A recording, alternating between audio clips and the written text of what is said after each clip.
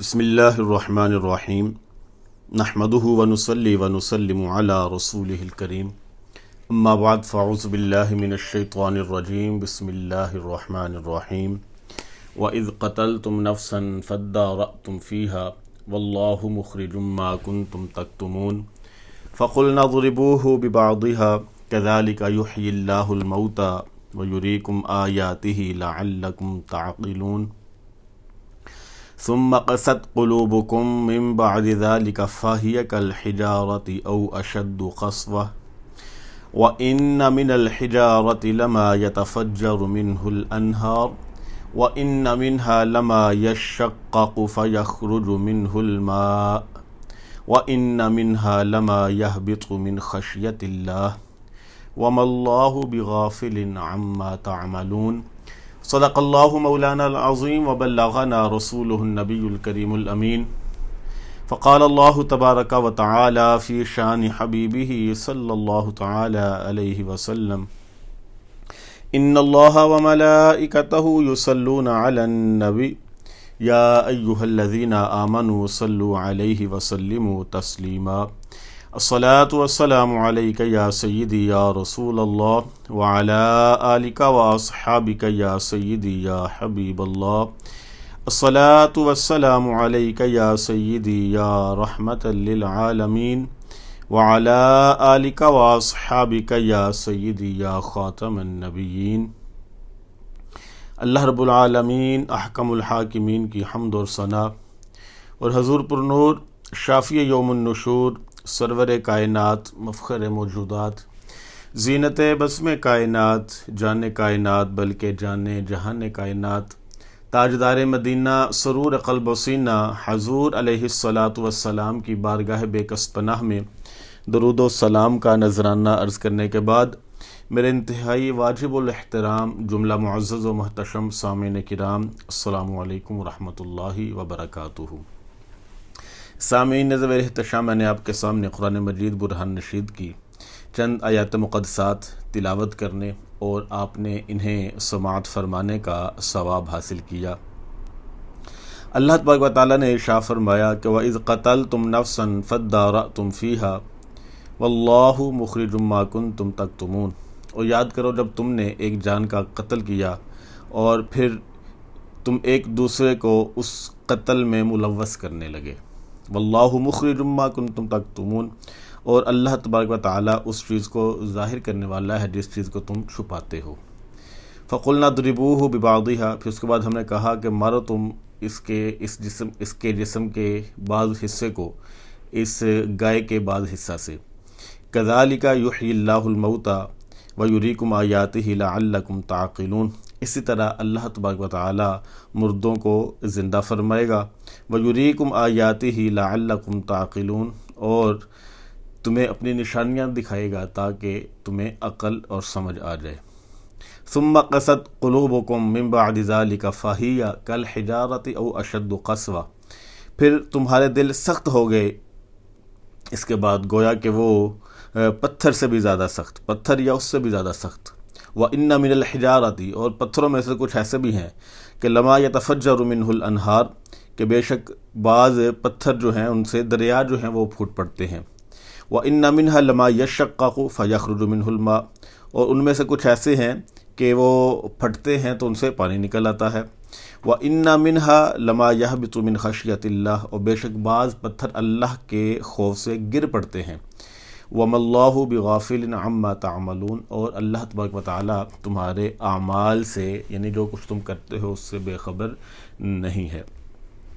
ان آیات مقدسات میں بھی قوم بنی اسرائیل کا ہی ذکر ہے کہ جب انہوں نے قتل کر لیا، اس قتل میں انہوں نے اختلاف کرنا شروع کر دیا، تو اللہ تبارک و تعالیٰ نے فرمایا کہ ایک گائے ذبح کرو۔ پھر اس گائے پر انہوں نے سوال در سوال کرنا شروع کر دیے کہ وہ گائے کیسی ہو، پھر پوچھا اس کا رنگ کیسا ہو، پھر پوچھا وہ کیسی ہو۔ تو جیسے جیسے پھر وہ پوچھتے گئے، اللہ تبارک و تعالیٰ کی طرف سے ان کے اوپر پھر قیود جو ہیں، حدود اور قیود جو ہے وہ مزید قائم ہوتی گئی۔ پھر آخر میں انہوں نے کہا کہ ہم اگر اللہ نے چاہا تو ہم اس کو ضرور پالیں گے۔ پھر ایک گائے کو انہوں نے لے لیا تو اللہ تبارک و تعالیٰ نے فرمایا اب جو تم نے پوچھا تھا کہ یہ جو شخص قتل ہوا ہے اس کے قاتل کا معمہ کیسے حاصل ہوگا، کیسے حل ہوگا اس کا معمہ، تو اللہ تبارک و تعالیٰ نے فرمایا کہ تم اس گائے کے کچھ بعض حصے، اس گائے کا ایک ٹکڑا جو ہے وہ اس مردہ شخص کے ٹکڑے کسی حصے پر مارو تو یہ زندہ ہو جائے گا۔ لہذا قوم بنی اسرائیل نے ایسا ہی کیا، اللہ تبارک و تعالیٰ کے حکم کی انہوں نے فرما برداری کی، اور اس جو شخص فوت ہو چکا تھا اس کے جسم پر گائے کا کچھ حصہ ذبح کر کے جو ہے وہ مارا، تو اللہ تبارک و تعالیٰ نے اس کو زندگی عطا فرما دی۔ وہ زندہ ہوا، اس نے کہا کہ مجھے فلاں شخص نے جو ہے وہ قتل کیا ہے، اتنا بتا کر پھر وہ فوت ہو گیا۔ تو اللہ تبارک و تعالیٰ نے فرمایا کہ فَقُلْنَا اضْرِبُوهُ بِبَعْضِهَا، ہم نے تمہیں کہا کہ مارو اس کے بعض حصے پر، اس کے بعض کے بعض پر، تو اللہ تبارک و تعالیٰ اس کو جلا عطا فرمائے گا، زندگی عطا فرما دے گا، زندہ ہو جائے گا۔ پھر اللہ رب العالمین نے فرمایا كَذَلِكَ يُحْيِي اللَّهُ الْمَوْتَى، اسی طرح اللہ تبارک و تعالیٰ مردوں کو زندہ فرماتا ہے، وَيُرِيكُمْ آيَاتِهِ لَعَلَّكُمْ تَعْقِلُونَ، اور تمہیں اپنی نشانیاں جو ہے وہ دکھاتا ہے۔ اچھا، اب یہاں پر یہ سوال ایک بنتا ہے کہ اللہ تبارک و تعالیٰ کے نبی چاہتے تو دعا کے ذریعے بھی پتہ چل سکتا تھا کہ اس شخص کا قاتل کون ہے، تو رہا یہ سوال کہ اس مقتول کو اس طرح کیوں زندہ کیا گیا نا، یعنی کہ اللہ تبارک و تعالیٰ سے موسیٰ علیہ السلام جو ہے عرض گزار ہوتے، یا اللہ تعالیٰ اس کو زندگی عطا فرما دے، زندہ ہو جائے اور اس کے قتل کا معمہ جو ہے وہ حل ہو جائے،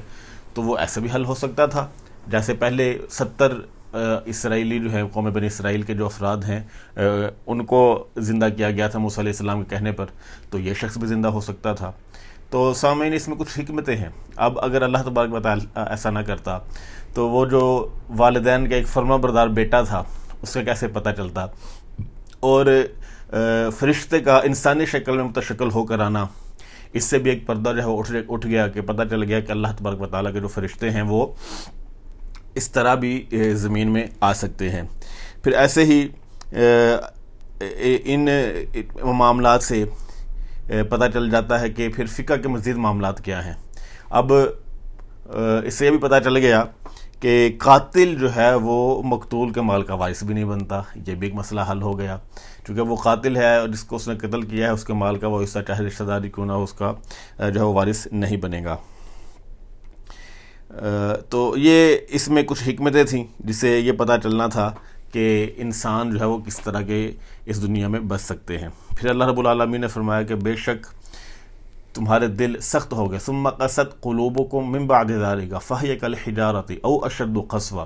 ان کی اتنی چیزیں بیان ہوئیں، ان کے اوپر من و سلوہ بھی آیا، عذاب بھی آتے گئے، ہر چیز ان کے ساتھ ہوتی رہی، لیکن اللہ تبارک و تعالیٰ فرماتا ہے کہ ثم قست قلوبکم، ان تمام چیزوں کے بعد تمہارے دل جو ہیں وہ سخت ہو گئے، وہ پتھر کی طرح یا اس سے بھی زیادہ سخت ہو گئے۔ پھر آگے اللہ تبارک و تعالیٰ نے پتھروں کی اقسام بیان فرمائی، وَإِنَّ مِنَ الْحِجَارَةِ لَمَا يَتَفَجَّرُ مِنْهُ الْأَنْهَارُ، کہ بے شک بعض پتھروں میں سے تو دریا جو ہیں وہ پھوٹ پڑتے ہیں، اور بعض پتھر جو ہیں وہ پھٹتے ہیں تو ان سے پانی نکل آتا ہے، اور بعض جو ہیں وہ پتھر وہ اللہ کے خوف سے گر پڑتے ہیں، یعنی کہ یہ پتھروں کی اقسام جو ہیں وہ اللہ تبارک و تعالیٰ یہاں پر بیان فرما رہا ہے۔ اور قوم بنی اسرائیل کے بارے فرماتا ہے کہ تمہارے دل ان پتھروں سے بھی زیادہ سخت ہو گئے، یعنی کہ پتھروں کے اندر بھی احساس ہے، ان جمادات کے اندر بھی احساس ہے، لیکن اے قوم بنی اسرائیل تمہارے اندر احساس نام کی کوئی چیز نہیں ہے۔ یہ اللہ تبارک و تعالیٰ یہاں پر بیان کر رہا ہے۔ اور دیکھیں پتھروں کے بارے میں اللہ رب العالمین ایک مقام پر ارشاد فرماتا ہے کہ یہ پہاڑ جو ہیں، لو انزلنا هذا القرآن على جبل لرأيته خاشعا متصدعا من خشیۃ اللہ، کہ اگر ہم اس قرآن کو پہاڑوں پر نازل فرماتے تو تم دیکھتے کہ پہاڑ جو ہیں وہ اس کی ہیبت سے ریزہ ریزہ ہو جاتے، یعنی کہ پتھر جو ہیں وہ بھی پگھلنے کی ایک طرح کی حیثیت رکھتے ہیں، لیکن اے قوم بنی اسرائیل تمہارے دل تو ان پتھروں سے بھی زیادہ سخت ہو گئے۔ کہ دیکھیں اللہ تبارک و تعالیٰ اس قوم بنی اسرائیل کی کیسی کیسی چیزیں جو ہیں وہ بیان فرما رہا ہے۔ اور اب پتھر ہیں، ان کے اندر بھی احساس ہے، درختوں کے اندر بھی احساس ہے، جانوروں کے اندر بھی احساس ہوتا ہے۔ اس سلسلہ میں بھی احادیث جو ہمیں احادیث جو ہیں وہ نبی کریم علیہ الصلوۃ والسلام کی ملتی ہیں۔ چنانچہ بخاری شریف میں روایت ہے، حضرت عبداللہ ابن عباس رضی اللہ تعالیٰ عنہ اور حضرت انس رضی اللہ تعالیٰ عنہ روایت فرماتے ہیں کہ نبی رحمت صلی اللہ تعالیٰ علیہ وسلم نے احد پہاڑ کے متعلق ارشاد فرمایا کہ احد پہاڑ ہم سے محبت کرتا ہے اور ہم احد پہاڑ سے محبت کرتے ہیں۔ یعنی کہ دیکھیں کریم آقا علیہ الصلوۃ والسلام پہاڑ سے محبت فرما رہے ہیں، اور پھر پہاڑ کے بارے میں فرمایا کہ یہ پہاڑ جو ہے یہ ہم سے محبت کرتا ہے۔ یہ احد کے بارے میں ارشاد فرمایا۔ اور احد پہاڑ کے متعلق آپ کو میں اپنی زندگی کا ایک واقعہ بتاتا ہوں کہ جب غزوہ احد ہوا تو نبی کریم علیہ السلام کے بارے پتہ چلا کہ آپ علیہ السلام کے دندان مبارک جو ہیں وہ شہید ہو گئے ہیں، یا کس طرح جو ہے وہ آپ زخمی ہو گئے ہیں، تو آپ اس احد پہاڑ میں ایک جگہ پر آپ بیٹھے تھے، تشریف فرما ہوئے تھے۔ یقین جانیں جس مقام پر کریم آقا علیہ السلام جلوہ گر ہوئے تھے، آج بھی اس مقام سے ایسے خوشبو آ رہی ہے کہ آپ اس کائنات کی تمام خوشبو میں جو ہے وہ اپنے پاس رکھ لیں، لیکن جیسی خوشبو اس پہاڑ سے آتی ہے جہاں پر آپ تشریف فرما ہوئے تھے، ویسے خوشبو نہ تو کسی عطر میں ہے، نہ ہی کسی پرفیوم میں ہے۔ یہ کریم آقا علیہ السلام کا ایک زندہ جاگتا معجزہ بھی ہے۔ اور دیکھیں کریم آقا علیہ السلام کا عاشق بھی ہے وہ خود کریم آقا علیہ السلام فرماتا ہے کہ ہم احد پہاڑ سے محبت کرتے ہیں، احد پہاڑ ہم سے محبت کرتا ہے۔ اور یہ دیکھیں کہ اللہ تبارک و تعالیٰ نے پہاڑوں کے اندر جو ہیں وہ بھی احساسات رکھے ہیں۔ ایسے ہی صحیح مسلم میں روایت ہے، حضرت جابر بن سمورہ رضی اللہ تعالیٰ عنہ وہ بیان فرماتے ہیں کہ نبی کریم علیہ السلام نے ارشاد فرمایا کہ میں مکہ میں ایک ایسا پتھر ہے جس کو جانتا ہوں کہ وہ اعلان نبوت سے پہلے بھی مجھ پر سلام عرض کرتا تھا، اور میں اب بھی اس کو پہچانتا ہوں۔ یعنی کہ ابھی کریم آقا علیہ السلام نے اعلان نبوت نہیں فرمایا تو آپ علیہ السلام ارشاد فرماتے ہیں کہ میں اس پتھر کو اس وقت بھی جانتا تھا جب میں اعلان نبوت ابھی نہیں کیا تھا، وہ مجھ پر سلام بھیجتا تھا، اور میں اب بھی اس پتھر کو جو ہے وہ جانتا ہوں۔ ایسے ہی حضرت عبداللہ ابن عباس رضی اللہ تعالیٰ عنہ بیان کرتے ہیں کہ کریم آقا علیہ السلام نے ارشاد فرمایا کہ اللہ تبارک و تعالیٰ قیامت کے دن حجر اسود اور رکن یمانی کو اس حال میں اٹھائے گا کہ ان کی 2 آنکھیں ہوں گی، زبان ہوگی، 2 ہونٹ ہوں گے، اور جس نے ان کی پوری تعظیم کی وہ اس کے حق میں گواہی دیں گے۔ یعنی کہ آج اگر ہم حج عمرہ کے لیے جاتے ہیں یا طواف کے لیے جاتے ہیں یا ویسے ہی جاتے ہیں بیت اللہ شریف میں، تو ہم محبت کے ساتھ حجر اسود کا بوسہ لیتے ہیں، رکن یمانی کا بوسہ لیتے ہیں، اور دیکھیں وہ بھی تو ایک پتھر ہی ہے نا، حجر اسود وہ بھی ایک پتھر ہی ہے کہ جس کو ہم چومتے ہیں، جس کا ہم بوسہ لیتے ہیں تو وہ انسان کے گناہوں کو چوس لیتا ہے۔ اور احادیث میں آتا ہے کہ حجر اسود جب آسمان سے آیا تھا تو وہ دودھ کی طرح سفید تھا، اور آج وہ اس کا رنگ جو ہے وہ سیاہ پڑ گیا ہے۔ وہ کیوں؟ کہ وہ ہم جیسے میرے جیسے گناہ گاروں کے گناہوں کو جو ہے وہ چوس لیتا ہے، تو وہ اس وجہ سے جو ہے وہ اس کی رنگت جو ہے تبدیل ہو گئی۔ تو کریم آقا علیہ السلام ارشاد فرماتا ہے کہ جس نے ان کی تعظیم کی ہوگی، کل قیامت کے دن اللہ تبارک و تعالیٰ ان کو پیش کرے گا، اور یہ دونوں گواہی دیں گے، حجر اسود بھی اور رکن یمانی بھی۔ تو دیکھیں کہ پتھر جو ہیں وہ بھی گواہی دیں گے اس بندے کے حق میں جو ان پتھروں کی خاص جو پتھر ہیں، یعنی حجر اسود اور رکن یمانی، ان کی جو ہے وہ پتھر جو ہے وہ گواہی دیں گے کس کی؟ کہ جس نے محبت کے ساتھ ان کو جو ہے وہ چوما ہوگا، ان کی تعظیم کی ہوگی۔ حضرت ابو ذر غفاری رضی اللہ تعالیٰ عنہ وہ بیان کرتے ہیں کہ نبی کریم صلی اللہ تعالیٰ علیہ وسلم نے 7 یا 9 کنکریاں اپنے ہاتھ میں لیں تو وہ تسبیح کرنے لگیں، مطلب کہ شہد کی مکھیوں کی بھنبھناہٹ کی طرح ان کی آواز سنائی دیتی تھی۔ یعنی کہ آپ علیہ السلام نے اپنے ہاتھ میں کنکریاں لیں اور وہ وجد میں آ گئیں، یوں سمجھ لیں، اور وہ ذکر خدا میں مصروف ہو گئیں، یا یوں سمجھ لیں کہ وہ کریم آقا علیہ السلام کے عشق میں جو ہے وہ گرفتار ہو گئیں، اور کریم آقا علیہ السلام پر جھوم جھوم کر وہ درود و سلام جو ہے وہ پڑھنے لگیں۔ یوں سمجھ لیجئے کہ وہ اس قدر جو ہے وہ اللہ تبارک و تعالیٰ نے ان کے اندر وہ ایک جان پیدا کر دی۔ یعنی کہ بات کرنے کا جو مقصد ہے وہ یہ ہے کہ جو پتھر ہیں ان کے اندر بھی احساسات ہوتے ہیں۔ تو جب وہ کنکریاں کریم آقا علیہ السلام کے ہاتھ میں آئیں تو وہ تسبیح کرنے لگ گئیں، اور وَإِن مِّن شَيْءٍ إِلَّا يُسَبِّحُ بِحَمْدِهِ، اور خلاق عالم میں شاہ فرماتا ہے کائنات کی ہر شے جو ہے وہ تسبیح میری بیان کرتے ہیں لیکن تم نہیں سمجھ سکتے۔ اب وہ پتھر، وہ کنکریاں کریم آقا علیہ السلام کے ہاتھ میں آئیں تو وہ بھی ذکر خدا میں جو ہے مصروف ہو گئیں۔ حضرت عائشہ صدیقہ رضی اللہ تعالیٰ عنہ طیبہ طاہرہ مفسرہ وہ بیان فرماتی ہیں کہ رسول اللہ صلی اللہ تعالیٰ علیہ وسلم نے ارشاد فرمایا کہ جب مجھ پر وحی کی گئی تو میں جس پتھر یا درخت کے پاس سے گزرتا وہ کہتا السلام علیکہ یا رسول اللہ۔ یعنی کہ درختوں کے اندر، پتھروں کے اندر یہ احساسات اللہ تبارک و تعالیٰ نے رکھے کہ ام المؤمنین حضرت عائشہ صدیقہ طیبہ طاہرہ مفسرہ رضی اللہ تعالیٰ عنہ وہ بھی بیان فرماتی ہیں کہ کریم آقا علیہ السلام ارشاد فرماتے کہ جب مجھ پر وحی کی گئی تو میں جس پتھر یا درخت کے پاس سے جاتا وہ مجھ کو سلام کرتا، یعنی السلام علیکہ یا رسول اللہ کہا کرتا۔ اور ایک روایت میں آتا ہے جس کے راوی حضرت علی رضی اللہ تعالیٰ عنہ ہیں، فرماتی ہیں کہ نبی رحمت صلی اللہ تعالیٰ علیہ وسلم کے ساتھ میں باہر نکلا آپ جس پتھر یا درخت کے پاس سے گزرتے وہ آپ کو سلام عرض کرتا. یعنی کہ کریم آقا علیہ السلام جب بھی بھائی تشریف فرما ہوتے اور حضرت علی رضی اللہ تعالیٰ عنہ بیان فرماتا ہے کہ میں آپ کے ساتھ ہوتا تو جس بھی پتھر یا درخت کے پاس سے کریم آقا علیہ السلام جو ہیں وہ گزرتے تو وہ آپ کے اوپر سلام جو ہے وہ عرض کرتا. اور ایک روایت میں آتا ہے کہ وہ یہ بھی حضرت علی رضی اللہ تعالیٰ عنہ سے ہی ہے، فرماتے ہیں کہ میں رسول اللہ صلی اللہ تعالیٰ علیہ وسلم کے ساتھ مکہ المکرمہ کے کسی راستے میں جا رہا تھا تو آپ کے سامنے جو بھی پہاڑ یا درخت آتا وہ کہتا السلام علیکہ یا رسول اللہ. یعنی کہ پتھر جو ہیں وہ بھی کریم آقا علیہ السلام کو سلام کرتے ہیں، درخت جو ہیں وہ بھی کریم آقا علیہ السلام کو سلام عرض کرتے ہیں. اور حضرت جابر رضی اللہ تعالیٰ عنہما وہ بیان فرماتے ہیں کہ جب رسول اللہ صلی اللہ تعالیٰ علیہ وسلم کے لیے ہم نے مسجد نبوی شریف میں جو ہے وہ ممبر تیار کیا تو آپ ممبر پر جلوہ فروز ہونے سے پہلے، یعنی جب ممبر تیار ہوا تو پھر تو آپ ممبر پر ہی خطبہ شاہ فرمایا کرتے تھے. تو فرمایا اس سے پہلے جس ستون کے ساتھ آپ ٹیک لگا کر خطبہ شاہ فرمایا کرتے تھے تو جب ممبر تیار ہو گیا تو آپ ممبر شریف کی طرف جانے لگے تو وہ کریم آقا علیہ السلام کے فراق میں اس طرح رویا جس طرح بچہ اونٹنی کا بچہ جو ہے وہ اپنی والدہ کے فراق میں روتی ہے. یعنی اونٹنی کا بچہ جو ہے وہ اپنی والدہ کی فراق میں روتا ہے تو اس طرح اس نے رونا شروع کیا اور کریم آقا علیہ السلام نے اس کو اپنے سینے کے ساتھ لگا کر چپ کروایا. یعنی کہ اللہ تبارک و تعالیٰ نے درختوں کے اندر بھی یہ احساسات رکھے ہیں. تو یہ احساسات اللہ تبارک و تعالیٰ نے رکھے ہیں اور ہم انسانوں کو یہ بتایا ہے کہ کس طرح جو ہے جب ایک درخت، ایک پتھر، کنکریاں یہ کریم آقا علیہ السلام سے محبت کرتی ہیں تو اے مسلمانوں تم بھی اپنے نبی سے محبت کیا کرو. حضرت عبداللہ ابن عمر رضی اللہ تعالیٰ عنہ وہ بیان کرتے ہیں کہ ہم رسول اللہ صلی اللہ تعالیٰ علیہ وسلم کے ہمراہ ایک سفر پر تھے، سامنے سے ایک عربی آ رہا تھا. جب وہ قریب آیا تو نبی رحمت صلی اللہ تعالیٰ علیہ وسلم نے اس سے پوچھا کہاں جا رہے ہو؟ اس نے کہا کہ اپنے اہل کے پاس جا رہا ہوں. تو آپ نے فرمایا کیا تم کوئی خیر حاصل کرو گے؟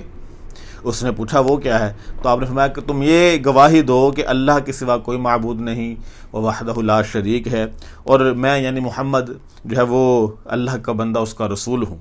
تو اس نے کہا آپ کے اس قول پر کون گواہ ہے؟ یعنی کہ آپ جو یہ مجھ سے کہہ رہے ہیں کہ تم یہ گواہی دو کہ اللہ کے سوا کوئی معبود نہیں اور آپ اللہ کے تبارک و تعالیٰ کے رسول ہیں، اس پر کون گواہی دے گا؟ تو آپ صلی اللہ تعالیٰ علیہ وسلم نے فرمایا کہ یہ درخت. آپ نے اشارہ فرمایا تو راوی بیان فرماتے ہیں کہ وہ درخت وادی کے کنارے پر تھا. رسول اللہ صلی اللہ تعالیٰ علیہ وسلم نے اس درخت کو بلایا تو جب وہ آ رہا تھا وہ زمین کو چیرتا ہوا نبی رحمت صلی اللہ تعالیٰ علیہ وسلم کے سامنے آ گیا. آپ نے اس سے 3 مرتبہ اپنی رسالت پر شہادت طلب کی اور اس نے اسی طرح شہادت دی جس طرح کریم آقا علیہ السلام نے اس سے شہادت مانگی تھی. یعنی کہ یہ دیکھیں کہ درخت جو ہیں وہ بھی کریم آقا علیہ السلام کو پہچانتے ہیں، آپ کی نبوت کی گواہی دیتے ہیں، اللہ تبارک و تعالیٰ کی وحدانیت کی گواہی دیتے ہیں. تو یہ درخت ایسا کام کر رہے ہیں، پتھروں کے اندر یہ خصوصیات ہیں، لیکن اللہ تبارک و تعالیٰ نے فرمایا کہ قوم بنی اسرائیل جو ہے ان کے دل جو ہیں وہ ایسے ہو چکے ہیں کہ وہ گویا پتھر ہیں یا پتھروں سے بھی زیادہ سخت جو ہیں ان کے دل جو ہیں وہ ہو چکے ہیں. پتھروں کے اندر بھی احساسات ہیں لیکن اے قوم بنی اسرائیل تمہارے اندر احساس نام کی کوئی چیز ہی نہیں ہے. ایک اور روایت حضرت عمر بن خطاب رضی اللہ تعالیٰ عنہ بیان کرتے ہیں کہ کریم آقا علیہ السلام اپنے صحاب کے ساتھ ایک محفل میں بیٹھے ہوئے تھے. اتنے میں قبیلہ بنو سلیم کا ایک عربی شخص آیا. اس نے ایک گوہ جو ہے وہ شکار کر کے اپنے پاس آستین میں رکھی ہوئی تھی. اس نے جب یہ جماعت دیکھی تو لوگوں سے پوچھا کہ جماعت کا امیر کون ہے؟ تو لوگوں نے بتایا کہ وہ شخص ہیں. یعنی کریم آقا علیہ السلام کی طرف جب وہ گمان کی طرف اشارہ کیا گیا تو کہنے لگا کہ وہ شخص جو خود کو نبی گمان کرتا ہے وہ کریم آقا علیہ السلام کے پاس آ کے کہنے لگا، وہ جو شخص گو کا شکار کر کے آیا تھا، کہنے لگا کہ اے محمد تم سے بڑھ کر اس کائنات میں کوئی جھوٹا نہیں ہے معاذ اللہ، اور میرے نزدیک آپ سے بڑھ کر جو ہے وہ کوئی مبغوض ترین ناپسندیدہ شخصیت کوئی نہیں ہے، اور اگر مجھے یہ خیال نہ ہوتا کہ میری قوم جو ہے وہ جلد باز کہے گی تو میں آپ کو قتل کر دیتا. یعنی اتنی اس کے اندر جرأت تھی اس عربی کے اندر. تو اس پر حضرت عمر فاروق رضی اللہ تعالیٰ عنہ جو ہیں وہ عرض کرنے لگے کہ یا رسول اللہ صلی اللہ علیہ وسلم مجھے اجازت فرمائے میں اس کا سر قلم کر دوں، اس کو قتل کر دوں. تو رسول اللہ صلی اللہ تعالیٰ علیہ وسلم نے ارشاد فرمایا کہ عمر تم کو معلوم نہیں کہ نبی جو ہے وہ بردبار ہوتا ہے، حوصلے والا ہوتا ہے، لہذا تم بھی حوصلہ رکھو. تو اس عرابی نے کہا کہ اگر یہ گو جس کا میں شکار کر کر آیا ہوں جو کہ مر چکی ہے، اگر یہ گواہی دے دے کہ آپ اللہ کے نبی ہیں، اللہ کے رسول ہیں، تو میں آپ پر ایمان لے آؤں گا۔ تو اس نے ساتھ ہی کہا کہ لات اور عزیٰ کی قسم، یعنی جن کی وہ پہلے عبادت کرتا تھا ان کی قسم کھا کر اس نے کہا کہ میں آپ پر ایمان لے آؤں گا اگر یہ گوہ جو ہے یہ آپ کی نبوت کی گواہی دے دے۔ اس نے آستین سے گوہ نکالی، رسول اللہ صلی اللہ تعالی علیہ وسلم کے سامنے پھینک دی، تو رسول اللہ صلی اللہ تعالی علیہ وسلم نے گوہ سے کہا کہ اے گوہ، آگے سے اس نے بڑے فصیح جملے جو ہیں وہ کہے، اور فصیح عربی میں اس نے کہنا شروع کر دیا کہ اے رب العالمین کے رسول لبیک، یعنی کہ لبیک یا رسول اللہ صلی اللہ علیہ وسلم۔ وہ گو جو ہے وہ بھی یہ نعرہ لگانے لگ گئی کہ لبیک یا رسول اللہ۔ تو رسول اللہ صلی اللہ تعالی علیہ وسلم نے شاہ فرمایا کہ کس کی عبادت کی جاتی ہے؟ آپ نے گو سے پوچھا کہ کس کی عبادت کی جاتی ہے؟ اس نے کہا کہ جس کا آسمان میں عرش ہے اور زمین میں جس کی سلطنت ہے، سمندر میں جس کی سبیل ہے، جنت میں جس کی رحمت ہے اور دوزخ میں جس کا عذاب ہے، اس کی عبادت کی جاتی ہے۔ تو آپ نے فرمایا اے گوہ، میں کون ہوں؟ یعنی کہ رسول اللہ صلی اللہ تعالی علیہ وسلم اس گوہ سے پوچھ رہے ہیں کہ میں کون ہوں؟ تو اس نے کہا کہ آپ رب العالمین کے رسول ہیں، آپ ہی خاتم النبیین ہیں۔ یعنی وہ گوہ جو ہے وہ بھی رسول اللہ صلی اللہ تعالی علیہ وسلم کی رسالت اور آپ کی ختم نبوت کی گواہی دے رہی ہے کہ جس نے آپ کی تصدیق کی وہ کامیاب ہو گیا اور جس نے آپ کی تکذیب کی وہ ہلاک ہو گیا۔ یہ گو جو ہے وہ کہہ رہی ہے۔ تو جب وہ عرابی شخص جو اس نے جب یہ دیکھا کہ گو جو ہے وہ اللہ کے نبی کی گواہی دے رہی ہے کہ یہ اللہ کا نبی ہے، تو اس نے کیا کیا؟ اس نے کہا کہ اللہ کے سوا کوئی معبود نہیں۔ وہ بھی کہنا شروع ہو گیا اللہ کے سوا کوئی معبود نہیں، کوئی مستحق کی عبادت نہیں، اور میں گواہی دیتا ہوں کہ آپ اللہ تبارک و تعالیٰ کے برحق رسول ہیں۔ بے شک جس وقت میں آپ کے پاس آیا تھا میرے نزدیک اس کائنات میں مبغوض ترین شخص آپ سے زیادہ کوئی نہیں تھا، اور اب جب کہ میں یہ ساری حقیقت سے جو ہے وہ واقف ہو چکا ہوں تو آپ سے بڑھ کر میرے نزدیک کوئی محبت والا نہیں ہے۔ ان کے سب سے محبوب ترین آپ شخصیت ہیں، پہلے مبغوض ترین تھی لیکن اس وقت جو ہے وہ آپ میری محبوب ترین جو ہے وہ شخصیت بن چکی ہیں۔ تو یہ جمادات، نباتات، جانور، یہ تمام کریم آقا علیہ السلام سے محبت کرتے ہیں۔ تو اللہ تبارک و تعالیٰ نے فرمایا کہ اے قوم بنی اسرائیل، تمہارے دل جو ہیں وہ اس قدر سخت ہو چکے ہیں کہ گویا وہ ایسے جیسے پتھر ہیں، حالانکہ پتھر جو ہیں ان کے اندر بھی احساسات ہوتے ہیں لیکن تمہارے اندر احساسات نام کی کوئی چیز تک نہیں رہی۔ اللہ تبارک و تعالیٰ کی بارگاہ میں دعا ہے کہ اللہ تبارک و تعالیٰ ہم سب کو صحیح معنوں میں قرآن و سنت کا فہم عطا فرمائے، اس پر عمل کرنے کی توفیق نصیب فرمائے۔ آمین۔ وآخر دعوانا ان الحمد للہ رب العالمین۔